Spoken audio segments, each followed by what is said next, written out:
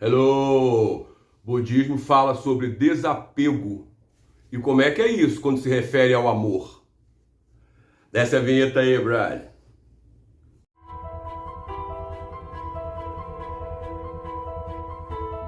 Hello! Budismo Pop Rise and Strikes Again. Essa questão do amor e desapego é uma questão que volta e meia aparece. Uma inscrita no canal, ela colocou aqui o nomezinho dela, Rita K. Ela disse o seguinte: estou praticando de maneira, vamos dizer, oscilante já há algum tempo, alguns anos, e o meu namorado, que não pratica ainda, encontrou uma outra pessoa e eu estou preocupadíssima. Como é que eu poderia fazer? O que se faz numa hora dessa? O amor, o afeto, né, questionado nesses níveis, pode haver ruptura. Eu achei uma questão interessante porque essa questão é humana, né? E ela procede. Eu me lembrei, e gostaria de dividir isso, de uma experiência minha que me apresentou a realidade do afeto e do desapego de uma maneira absolutamente chocante. Eu conheci uma garota após o meu primeiro divórcio, sou casado 3 vezes, né? Ninguém é perfeito. E estava divorciado e me exilei, né? Saí aqui do Rio e me exilei em Belo Horizonte. E exilado, eu numa excursãozinha a uma praia do litoral fluminense, lá em Campos, conheci uma menina de São Paulo, minha querida Rosângela Maria. E, amigos, foi algo cinematográfico. Sabe aquela coisa após o primeiro beijo, você imaginar que você conhece essa pessoa há 10 mil anos. Só faltou a música do Nino Rota no fundo, e imagens do Fellini, tá? Sensacional, uma coisa inexplicável. E a gente travou um relacionamento espetacular e meteórico, porque há 44 dias depois desse primeiro beijo, ela fez o Nirvana, com apenas 22 anos de idade, concluindo mestrado em matemática. Algo que é difícil de explicar, por quê? Porque eu viajei para São Paulo e estava na estrada, não havia telefones celulares naquela época, ela tinha tido um AVC. Estava hemiplégica no hospital de São Paulo. Quando eu cheguei a São Paulo, eu já fui levado até ela num aparelho de respiração artificial. E havia uma proteção numa UTI, porque ela não poderia ter um segundo AVC, que se ocorresse, seria fatal.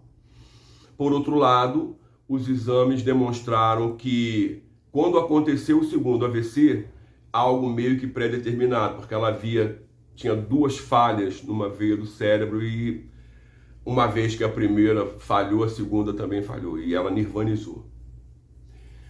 Então eu a vi no aparelho e depois a vi no caixão, tá? É difícil explicar para as pessoas o que a gente sente, ok?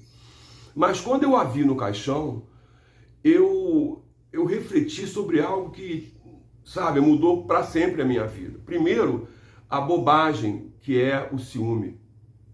Porra, bicho. É uma bobagem. A posse que se instala sobre quando a gente tem alguém é tudo bobagem. Por quê?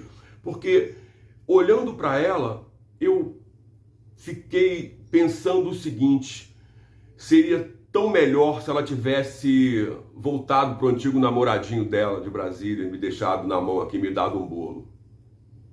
Porque mesmo numa condição que seria muito adversa como essa, e muito triste também, porque eu gostava muito dela, pelo menos eu teria uma segunda chance. Mandaria um poema bem bonito para ela, escreveria uma canção para ela. Eu teria uma segunda chance, por quê? Porque ela estava lá. Estava lá com o outro, mas estava lá em Brasília. Estava lá, existia, estava lá. Estava ainda ao alcance de uma palavra. E olhando para ela ali, eu vi que com a morte não há negociação. E desse dia em diante, eu jamais exerci nenhum tipo de coisa que lembrasse posse possessão, o ciúme com as pessoas, garotas que passaram pela minha vida.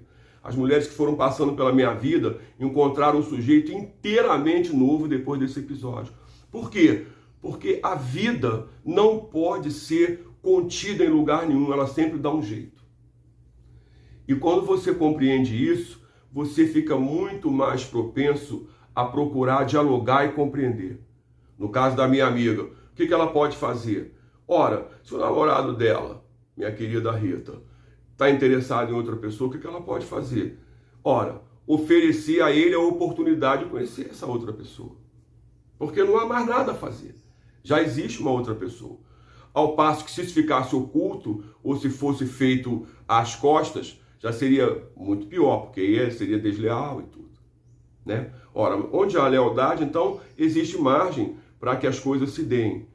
E elas devem se dar de maneira natural, porque ninguém é obrigado a ficar com ninguém. E eu espero, minha querida Rita K, que você não tenha que ter uma experiência tão drástica como a que eu tive, para você compreender que às vezes é preciso renunciar. E se for feito com o coração aberto e sincero, o resultado que você espera vai acabar acontecendo, porque ele pode ir lá, conhecer a garota, não gostar dela e voltar para você. A vida segue. Por quê? Porque ele pode ir também e não voltar. Ah, mas foi embora com a outra. Poderia ter ido e ter morrido. Então é preciso refletir sobre isso. Porque a gente chega um momento em que não é mais aquilo que a gente sonha, mas aprender a viver com aquilo que realmente é. Do ponto de vista budista, praticar para ter sabedoria nas definições. E reunir boa sorte para que tanto você, minha querida, e seu amado, e a pessoa que apareceu, a menina que apareceu, todos saiam felizes e crescidos quando esse evento fechar. Beleza? Pensa sobre isso. Reflete sobre isso. Cuidado com a tristeza. Impede de ver. Abaixa a imunidade. Cuidado com a escuridão. A gente se vê.